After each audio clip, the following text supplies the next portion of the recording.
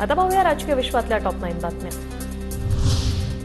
जुलैमध्ये राज ठाकरेंचा महाराष्ट्र दौरा, विधानसभेसाठी मनसेची तयारी। जुलैच्या पहिल्या आठवड्यापर्यंत प्रत्येक विधानसभेचा अहवाल द्या, राज ठाकरेंचे मनसैनिकांना आदेश।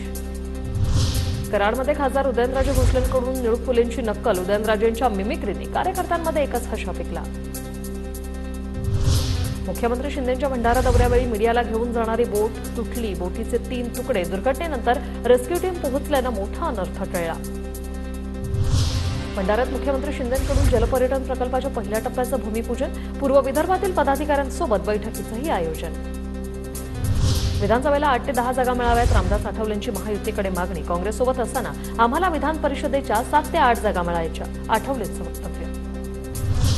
महायुतीपासून फारकत घेत महादेव जानकर विधानसभा स्वबळावर लढणार, 104 जागेची तयारी सुरू, कार्यकर्त्यांना तयारीला लागण्याच्या सूचना। विधानसभा निवडणुकीच्या पार्श्वभूमीवर मुख्यमंत्री शिंदे यांचा फोकस आता विदर्भावर। विदर्भातील 62 विधानसभा मतदारसंघापैकी 15 पेक्षा जास्त जागांवर शिंदे गटाचा दावा, सूत्रांची माहिती। पुण्यातील विधानसभेच्या 8 जागांचा महाविकास आघाडीचा फॉर्म्युला निश्चित झाल्याची माहिती। शरद पवार गट 3, काँग्रेस 3 तर उद्धव ठाकरे गट 2 जागा लढवणार असल्याची माहिती। पुण्यातील पर्वती, हडपसर आणि खडकवासलेची जागा शरद पवार गटाकडे, पुणे कंटोन्मेंट, शिवाजीनगर आणि कसबा पेठेची जागा काँग्रेस, तर कोथरूड आणि वडगाव शेरीची जागा ठाकरे गट लढणार, सूत्रांची माहिती।